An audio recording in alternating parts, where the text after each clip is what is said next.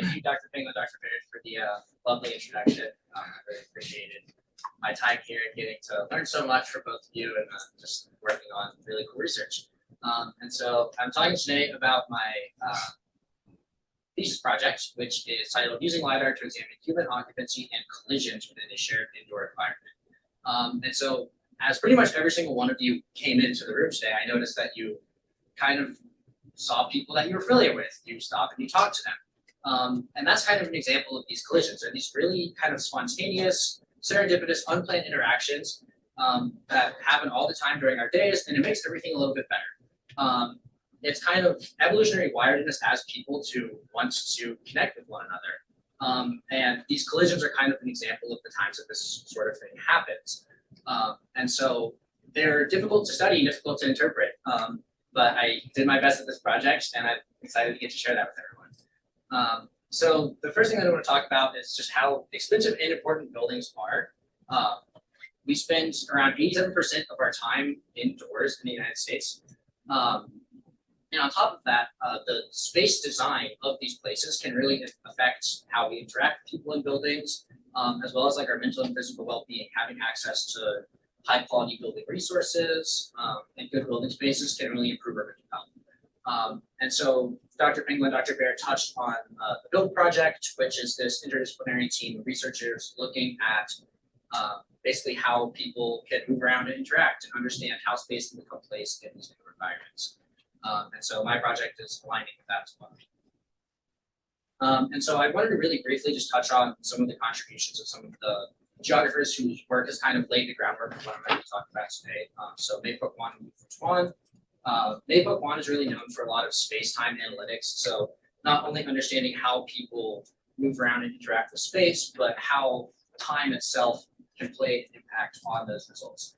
And so one of these things is through a space-time path, which I think is a strong figure because it's able to show basically someone's movement in a physical location, but then also in time as well. And so introducing that time and that movement data is a really important thing when we're talking about kind of capturing interactions and collisions within buildings. And the other geographer that I really like to talk about is Yu-Fu Chuan, who really laid the groundwork of space and place. And so space is kind of this general area. Anything can be space that enables movement. But then once we begin to pause in these spaces, that's when we kind of make the shift from space to place. Taking the time to experience locations and form attachment with them. This is kind of where you begin to kind of build this emotional understanding and this connection with locations. You kind of build this community and build this culture. I think one of the really good ways to think about this is going from house to home. That's kind of similar to how space to place happens. And so in terms of house to home and space to place, for university students, this is a really important thing, especially for first year students. Many of these students are moving away from their previous home for the first time when they're going to university. And so in order to make space become place in these new settings, social relationships and social interactions are really what help drive this transition. And so in turn, space design and layout of spaces are actually able to kind of promote these interactions. They're able to promote these relationships. And then in turn, the space itself happens to kind of contribute to how the space can become place in these indoor environments. Despite this, though, there's research gaps. And so there haven't been a whole lot of quantitative studies that have been done to try to quantify, chart, detect, and kind of understand the spatial and temporal patterns of social interactions within these buildings, and then try to relate those to the space use and placemaking that's so important. And so one of the ways that we can do this is by understanding how people are moving and interacting within building spaces. And so I'm outlining some of the object tracking, which is basically if you're moving through space, you're able to be tracked. There's different metrics in terms of object tracking, which range in complexity. And typically object tracking is done using a collection of either cameras or sensors in order to triangulate position and then stitch together imagery to get an idea of where someone is and where they have been within a building space. And so for this project, we use LiDAR to do this object tracking. And LiDAR poses a lot of different advantages. for this object tracking. The first of which being that shape and geometry are actually produced by the sensor itself. That's a really important way to quickly kind of speed up processing. There's less post-processing that needs to be done when the LiDAR sensors themselves are able to capture specifically where the size of objects, where the objects are, the shape and geometry of those objects. Another good example of how LiDAR has advantages is that it works really well under dynamic lighting conditions. So cameras and camera-based sensors, if there's no light, these cameras often fail to capture what's going on in space, whereas LiDAR doesn't have that same restriction. And then the third one, I would say probably the most important advantage of using LiDAR to do this is that it preserves anonymity. Because this is a project that we're really focused on examining and kind of interpreting how space can become place for students, we need the students themselves need to feel comfortable in the environments in which they live. If they don't feel comfortable, then that sort of placemaking is probably going to be stymied and stop it. So it's important that their anonymity is preserved so that they're feeling like they're not necessarily being watched in their home 24/7. And so that's going to lead me to my research questions. Basically, despite the importance of all of this, there's never really been done a quantitative study that's using LiDAR to kind of quantify the spatial and temporal patterns of these social interactions within building spaces, and then also relate them to how space can become place. And so doing so will then help us kind of understand first how LiDAR can be used to track these and identify these relationships, and then also turns us to help us quantify how space becomes place. And so my first research question is how can we detect collisions? These are, again, serendipitous, normally unplanned interactions between people in physical space within a shared indoor environment using LiDAR data. And then the second of which is we're so focused on once we're able to detect these collisions, how are they distributed in space and time, and then what sort of attributes are associated with those patterns and distributions. And so I've laid out 3 hypotheses for my project. The first of which is that collisions are proportional to the overall traffic of an indoor environment. So the more people that are in space, the more collisions will happen in that space. The second is that frequency of collisions over time is linear and increasing over the course of an academic year. So as a semester goes along, people are more likely to become familiar with one another, and the amount of interactions that you'll have in these public spaces will increase. And then the third of which is that the collisions themselves are associated with edge spaces in these public spaces. So basically areas between zones of movement and zones of pause. So if you have a hallway and the hallway is next to an area of seating, eventually you get into this boundary space where you're not necessarily in the hallway and you're not necessarily in that seating area. And so I'm expecting that collisions happen at a higher frequency in those boundary spaces and in those edge zones. And so to do all of this, I'd like to introduce the CID, which is the Creativity and Innovation District building, also the Learning and Living Community building. So there's 3 learning and living communities. It has maker spaces, study lounges. It's a hybrid academic and residential building. So meaning that it's got a lot of like large public space. It's accessible for people that don't necessarily live there, but then also it's home to nearly 600 students. Many of those students are first-year students. And so it's a really important place to understand how people can interact with it. And so specifically the study area for this is the community assembly, which is the first 4 public spaces of the CID. So the outline of our data collection is actually in this red line here. And this little spot right here actually connects with, there's a door right there in space. So basically just to show that the area that we're looking at studying is this kind of public first floor space right there. And for a study period, I've chosen the fall 2023 semester for data collection. And so the way that I'm collecting data is through Percept. If you went to Shashank's talk this morning, great, you got to learn a lot about what Percept is. If you haven't, it is a real-time object tracking software that uses movement-based detection to identify objects in a combined way. So inside the CID, inside these public spaces, we've placed 11 of these sensors. These are called Blickfeld cube sensors. And they're placed kind of intermittently within the building spaces. And so Percept is inherent to all of these sensors. And so as people are moving through the space, the combined point cloud from all 11 sensors is able to communicate, and they're able to identify people, where people are, where they have been. One of the really important things with Percept is that it is fully anonymized, similarly to the data collection that I've outlined earlier. and that as someone enters a space, they're assigned a completely random unique ID. It's like a 16 code, completely random string of characters. Percept also has editable detection parameters. And so the output of Percept is this tabular object tracked data that's in JSON format. But then what we're able to do is actually convert that into spatialized format. So here's an example of 1 hour worth of Percept tracked with this ID. So as someone is able to enter the space and pass through, they're getting tracked by the sensors. Their current location and previous locations then get stored. And so that's the data that I'm looking for to try to identify these interactions. Here's just another frame of here's what the Percept data actually looks like within that space. So this is the capture of just one of the sensors. But within Percept, then all of the sensors are combined together and are able to identify where people are and where they're going. And so now to talk about how we're looking at collisions and the traffic and people within the space, I'm going to provide a quick definition of both of these things. And so the first one is occupancy, which is the total number of seconds within an area, generally within the building as a whole, that's occupied by a person across a specified period of time. And so I've chosen this sort of like person seconds framework to represent occupancy, as it's a better representation of collision potential within the space.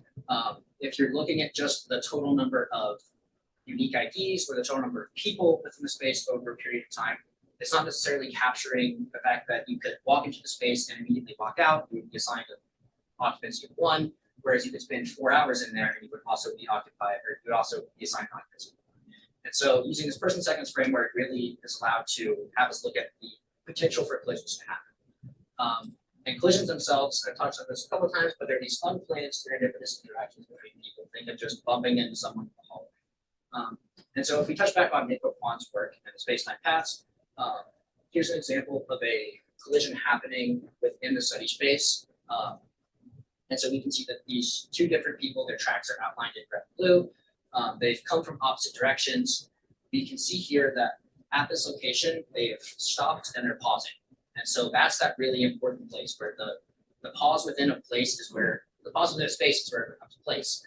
And this is the signature that we're looking at. There's two people coming from opposite directions. They're pausing for a certain time. The time goes up and then they can continue together or they can continue their own way. So I have 3 types of collisions that I've actually defined. So the first of which is a two-way collision. That's this exact one that you're seeing in this figure where they're coming from opposite directions, they pause, and then they continue in those directions that they were going. The second one of those would be a conjoining collision. So in this collision, they're coming from either opposite directions or semi-opposite directions, but then they actually will continue together. So think of it as more of like a meetup and not necessarily an incidental like bump into. And then third of which is a stationary collision. That would be if someone is sitting in the study space and you're walking down the hallway and you happen to see them and then you have a brief chat. But you don't have that same person example of movement and pause within the data that you get with the other types of collisions, where we have one signature movement and pause and the other one is just pause. And so for this project, I'm focusing on just looking at the two-way conjoining collisions because they're going to be easier to algorithmically detect. And so in terms of detecting these collisions, I've written an open source Python algorithm using open source packages. And so to do that, basically I'm looking at the spatial and temporal patterns of the Percept object tracked data. And so we can see, here's just an example of what the live stream or the LiDAR stream of data looks like. So we can see there's people moving in the space, there's people interacting, all the sorts of things are going on. And so my algorithm is basically designed to look through the tracks of these people as they move in the space, and then identify where they've stopped and had this meaningful interaction. And so to build these parameters for the algorithm, I did some on-site observation where I spent time within the CID space, charting collisions, where they would happen, just kind of getting a good example of what collisions seem to look like. And one of the things that I've learned is that it's difficult not only in an algorithm, but on a ground truth to really identify something as a collision or not. But so the input for the entire semester was over 67 million data points. And so that then begins getting passed through through this algorithm. So the first step of the algorithm is a displacement filter, which is designed for ways. So the way this works is that if at any point during your lifetime, if you don't travel within over 4 meters from your point of origin from space, they're basically considered as ways. A great example of this would be if I were to go to sit down in this chair, I move the chair, I sit down in it. And so if I walk through the space and I've found this chair and sat down in it, the chair's moved towards me, it's paused, I move towards the chair, I paused, but that's not a collision, that's me sitting down in the chair. And so the displacement filter is basically designed to kind of remove those human and object interactions by ensuring that both of these people having collisions have had like a strong movement pattern. The second of which is a movement filter, which ensures that first people are decelerating and that they're also traveling at a speed of less than 0.3 meters per second. So then the spatial temporal filter is probably the most important one within that. It's looking at the actual geometry of the data produced by the LiDAR sensors to ensure that if someone is within 1.5 meters of another person at the same time, that's when they're getting matched for a collision. So as long as these above parameters are met, and then they're within a certain distance at the same time, then it says there's potential for a collision here. So once that collision potential is identified, there's a heading filter which ensures that the two candidates have to have a certain amount of angular separation in their headings. That's basically to say that if two people are walking through space together the whole time, and then they pause for a certain bit of time, that's not necessarily a collision because they started together and they've been walking together. So the heading filter ensures that they're coming from at least semi-opposite directions. After that happens, then collision points actually get reported. And so this reports the collision point if those two people are within 1.5 meters of each other at the same time, and they've met all of these previous filters outlined. The last step to this, or the penultimate step to this actually, is the duplication removal. So any additional collisions within 2 meters and 5 seconds of another collision get taken out. A great example of this would be to limit collisions that could happen in a large group setting. So if a group of 5 people are walking through the space and they collide with another group of 5 people, it's really still just one collision. But due to the fact that you would have all of these spatial temporal signatures lining up with one another, you get up to like 25 collisions in the data, despite it really just being one. And the final one is just a timestamp adjustment that adjusts your time change from Eastern Daylight Savings Time to Standard Time. And so the next thing that I want to talk about is that the output for this algorithm for the entire fall semester, after 67 million data points, were 14,022 collisions. And so to further look at this, one of the ways that I am looking at kind of analyzing and figuring out how well the algorithm is working is through animation. So taking this similar idea of you can see people moving through space here, but then lining that up with our collision output data and seeing is this actually accurately depicting when and where these collisions are happening. And so this is a great example of a collision happening, a two-way collision happening in space. So keep an eye on this location. Keep an eye on this location right here, and watch this person is slowly moving up. They're, I think, maybe rearranging some furniture. Someone comes in, they pause, they have that meaningful interaction, and then that person continues in on their way. And so that's a great example of that sort of spatial temporal signature where they're coming from opposite directions. They've had that pause. They both have a certain amount of distance in space, and that's basically a great example of collision. And so, in terms of results in this algorithm performance, I spent 3 hours of validating those animations. So going through, looking at them, make my best judgment to determine if I thought that was a collision or not based on the LiDAR signature that I've seen. And so within those 3 hours, I got 68.5% of them were clear true positives. They were indeed collisions. 11% of them were certain false positives where I could tell that it was just noise within the data that caused that collision to happen. It wasn't really a true interaction. And there's this sort of unclear around 20% of the data where it's really hard to detect. Some of these signatures are a lot easier to detect. For example, one like this, where you could be people coming from directions and then pausing and having this interaction. But other signatures from the data are really hard to tell if there's a lot of people in space and things like that. And so there's this kind of unclear category. So if we assume that half of the unclears are true positives, then that would give an estimated algorithm accuracy of 78.7%. And so false negative rates were also estimated during the collisions, or with the collision that I noted during on-site observation. So 5 and 11 of the collisions that I noticed during my on-site observation were not there in the data set for the two-way collisions, and then all 6 of the conjoining collisions were not there in the data set. And so I think that's a really important time to note that think of this data set as being a sample and a representation of the total number of collisions that happen. We're still able to relatively reliably capture some of them when they happen, but even if we are missing some, the times and locations of those are going to be relatively consistent with one another. And so it's still going to be a really good, strong representative sample of the entire semester's collisions.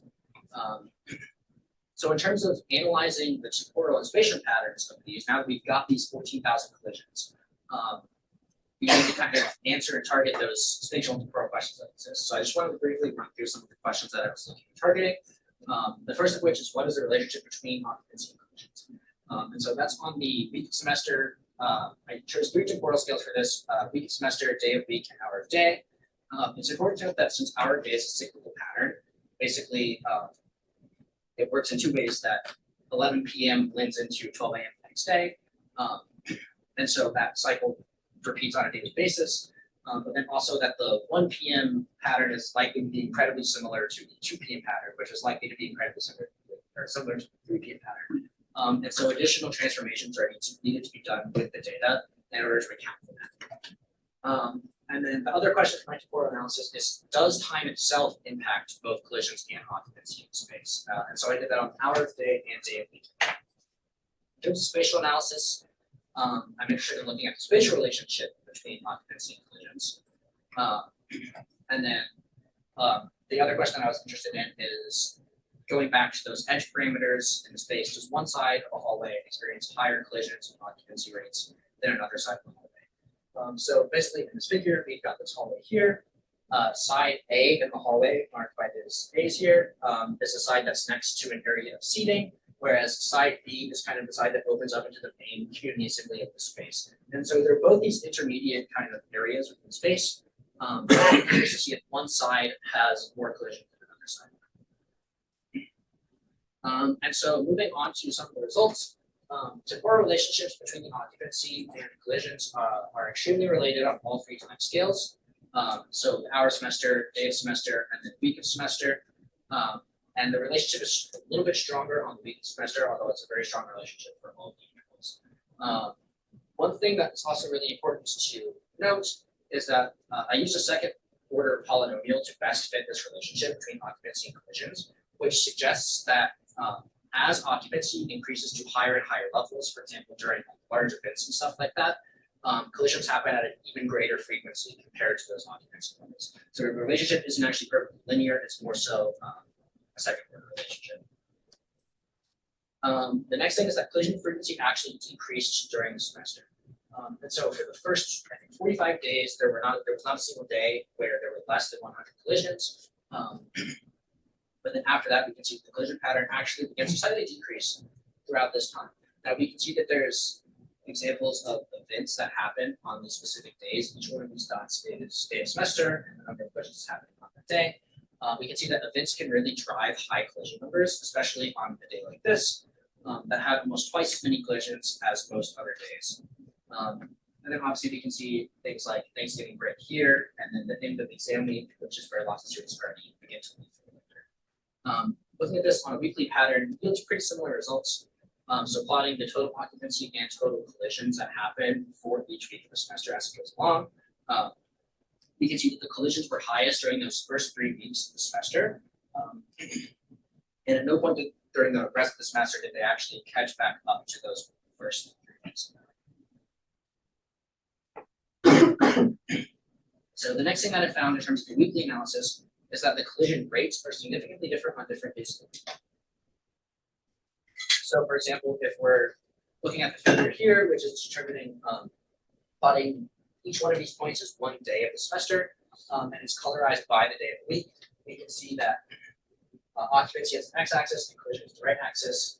We can see that many days, for example, Monday and Tuesday, almost every single point has a negative residual on this line, meaning that collisions are happening at a lower rate, even normalized by occupancy, they're happening at a lower rate than some of the other days, for example, like Friday and Saturday, where most points are actually well above the line, they have positive residuals. And so this graph is just another way of kind of explaining that, is where we can see the occupancy pattern is generally the highest on the 5 days of the week, So these 5 days of the week have the highest amount of occupancy, where collisions are actually lowest on the first couple of days of the week.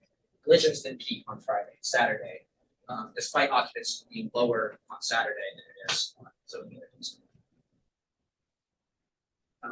And then looking at an hourly pattern, we can see that there's a temporal lag between collisions and occupancy in space. And I thought this was really one of the most interesting figures, because we're able to see that occupancy actually begins to peak higher and higher in the day. It peaks earlier in the day during those like working hours, around 11 to around 4 p.m. is where the general like daily occupancy hits its peak. But then collisions don't actually peak until evening hours from about 4 p.m. to about 8 p.m. And so that shows that as the day goes on, people may be more willing to interact. So that's for temporal analysis. In terms of spatial analysis, I aggregated occupancy and collisions for the entire semester into 1 meter spatial grids, and then performed both the GLR and a GWR. The GWR had a R-squared value of 0.84, which explains that there's a lot of a strong local relationship between the localized occupancy and localized collisions on the space and area. So we can see the occupancy pattern is generally concentrated on some of these hallways within the space. This is a major hallway here, outside the elevator, the base of the stairs, and the stairs themselves. And then finally, in this kind of main seating area here between these three. Collisions, on the other hand, had a little bit more of a sporadic pattern where they happened on the outsides of some of these seating areas, some in the main community assembly. But in the 2 areas which experienced the most collisions in the space were the base of the stairs and the elevator. So if we take that data and we sort of normalize it by occupancy, then we're able to see around how many standard deviations from expected are we seeing more or less collisions per occupancy in space. And so areas like the hallway, seating areas, both saw less collisions than expected in space, whereas areas such as the area outside the elevator, the area in the main community assembly, and then the base of the stairs themselves also saw a lot more collisions than expected. And so the other thing that I found is that collisions are also more frequent on one side of the hallway. So here's a great picture of this hallway that I'm actually looking at. The graph that I'm going to show you in the next frame is going to correspond in terms of like linearly with this hallway. So think of this area here as this negative x direction, and think of this area as the positive x direction. And so basically we're able to see that as people are walking through the hallway, they're pulling off to one side to have collisions more so than they are the other side. And so this left side here is an area that has a lot of seating. It's a little bit more of an open space. And then the area here on the right side is kind of what opens up into the main communities. And so if we look at the patterns between this, we can see that the average velocity and the occupancy of the percent returns are pretty low on both sides of the hallway, but that then they actually tend to peak in the center of the hallway. However, collisions have this sort of bimodal distribution where we have relatively higher collisions on this side and this side. The collision minimum actually occurring right in the center of the hallway itself. And so there were also more collisions on the side of seating, on the side of the hallway with the seating than the side without the seating. So if we were able to take this relationship globally, rather than looking at both pieces individually, we can see there's actually still a correlation that shows that so many more collisions happen on this side of the hallway than what happened on this side of the hallway. And then I think the other thing that's really interesting to note is that not only does this show that people will typically pull off on one side of the hallway to have these sort of collisions and interactions, but this actually peaks at a certain distance as we move out from the hallway. And so in the center of the hallway, we have a very low amount of collisions per occupancy. But then in the areas from about 1.25 meters to 2.5 meters on both sides of the hallway, you have that peak. And then after 2.5 meters, so once we hit about right here, we see the collisions begin to decrease again on both sides of the hallway, which shows that after that area, we're kind of entering, we're no longer in that boundary space between the hallway and the new area. We're actually fully in that new area, and so collisions will happen at a lower rate there. So just moving on to the discussion, I want to note that this is difficult. Being able to successfully detect collisions from LiDAR data is a really good start and a very strong first draft of my collision detection algorithm. An estimated true positive rate was around 79%. and then a true negative rate for two-way collisions was estimated to be around 47%. The big thing to note here is that changes to these algorithm parameters really greatly affect the true positive and true negative rate. So as I was building this algorithm, it had to be very fine-tuned. If I were to increase the spatial distance to maybe capture a couple more real collisions, it would also greatly increase the amount of false positives that would happen in the data. And so as you tune one parameter, everything else also changes within the data set. And so it's difficult to kind of find that balance between getting the most amount of true negatives or true positives without getting too many false positives and false negatives as well. And so one of the other things that I wanted to talk about was the collision frequency decreasing throughout the semester. And so despite the placemaking that likely occurred for many of these students, we didn't actually see an decrease in collisions as the semester went along as I expected. And so I kind of thought of two possible reasons why this could be happening. The first of which is that as these individual relationships strengthen and these social relationships strengthen between people, your social circle size may actually decrease. So within the first couple of weeks of the semester, you may be trying to figure out who you're going to end up being close friends with. You might see someone that you had a class with at one point and talk to them briefly. But as the semester goes along, the number of people that you're actually willing to and going to stop with and interact with in the hallway may actually decrease as those relationships actually strengthen. And so the other potential explanation is that collisions themselves can become more nuanced as people become more familiar with one another. And so it might be that as you then become closer with other people, rather than stopping and having that kind of normal, casual conversation, you're actually likely to just maybe give them a high five or a fist bump and walk past them, or maybe just talk from further away. And so it could be that these collisions themselves, the spatiotemporal signatures of them, may become less detectable as the semester goes along because people are more familiar with them. And so there's also a lot of local variations of these collision patterns, which can be boiled down to the information in the second point, which is that people became more social both later in the week and later in the day. And I found this consistent with a paper that was looking at conversation patterns among young adults that also found that young adults tend to converse the least on Monday and Tuesday, and the most on Friday and Saturday, and then especially during those evening hours. And so that was pretty consistent with our collision peaks happening here in terms of relative occupancy. And then also later in the week, we saw a higher collision rate compared to later. So spatial patterns of collisions can inform better design. This is one of the biggest points, one of the biggest talking points. I like to think of the elevator in the space as this area that easily had the most collisions. There were over 2,000 of the semester's 14,000 collisions that happened outside this elevator, and just within a couple meters of it. And so the elevator itself serves as this like spatiotemporal bottleneck. It's kind of this term that I've defined, and that is the idea that whether or not these true collisions are really happening outside the elevator, it's forcing people to pause and wait in the space. And so if you're pausing and waiting for the elevator to come and someone else you're familiar with comes up next to you, you're going to have that discussion because you're both pausing, you're both waiting. And so those sorts of natural kind of design influenced bottlenecks in the space can actually cause collisions to happen at a greater frequency. Additionally, collisions did tend to occur more frequently on the boundary zones between movement and pause zones, especially from 1 to 2.5 meters away from the zone. And so there's lots of project limitations here. The first of which is that not all collisions can be reliably detected with algorithms. And so the great first example of that is that you can wave at someone from a distance. If I see Dr. Baird and I don't have time to actually go and talk to him, I can say, hey, Dr. Baird, how are you? That's still a collision. I'm still having that meaningful interaction with him, and that can really make a big difference in my day or my week. But it's not necessarily something that can be algorithmically detected. And then there's also the issue with these edge cases of the algorithm parameters, where if a collision happens, but they only slow down to a certain level, then if it's just above that threshold, it might not get counted. So there's this balancing act between finding the right algorithmic parameters to capture too many collisions without getting too many false positives as well.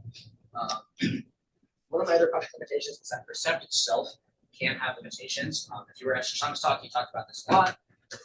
It does a pretty good job, and the parameters are pretty tunable, but there's still some issues that can happen with stationary objects in space, as well as noise and reliability. with presents.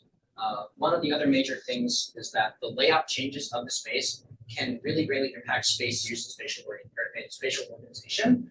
And so, for example, if the furniture moves, it can greatly actually impact the wayfinding and how people actually would move in the space. The hallways are defined mostly by being these intermediate positions between areas of furniture. And so if you move the furniture, you're also in turn kind of moving the hallways. And so that can impact how people interact and use the space. And then finally is this challenge of events on collision detection and validation. So as we saw with that daily pattern, there were some days that had 4 times more collisions than days just next to others. And so that's a great example that like events themselves are really able to spark collisions and promote those interactions. But one way that we can do this is by, within the algorithm itself, we can sync the algorithm up with either the scheduling of events in the CID building and having this like sort of binary event classification system that says, did a collision happen during an event or not during an event? And then that gives us sort of these 2 different organic patterns rather than looking at everything together, being able to say, here's what the event pattern of collision looks like, and then here's what this organic non-event pattern of collisions look like. And so in terms of future work, there's 3 main categories for this. The first of these is optimization. And so algorithm performance and efficiency is a really big thing. If you can make the algorithm more efficient, you can more quickly run data, check false positive rates, and then in turn, you can just continuously improve the algorithm at a quicker rate. The other one is that event space. So here's an example of one of the events in the CID, where the algorithm, especially both before and after, a lot of times during events as well, you just have people bouncing back and forth, interacting, just constant interactions, things like that. If we're able to classify collisions as happening during events or not during events, we'll get a better kind of example of how the space is really being used. So additionally, there's also project enhancement that's really important. So one of the currently ongoing ways of enhancing this, thank you, Dr. Bates, for this video, is by using sound data. And so rather than, similarly to using LiDAR to preserve anonymity, sound can be used in a similar way where you can actually just capture the position and volume level of sound rather than actually capturing the audio qualities itself. And so currently there's microphones, or I guess not microphones, audio sensors being installed in the CID space that are able to capture and then basically spatialize and rasterize those positions of sound. Where then if we met this spatiotemporal kind of qualities for a collision, then you can kind of ground truth that with, is there also sound happening? And so it's an extra way to kind of validate those collisions and ensure that they're and then the other one is through enhancement.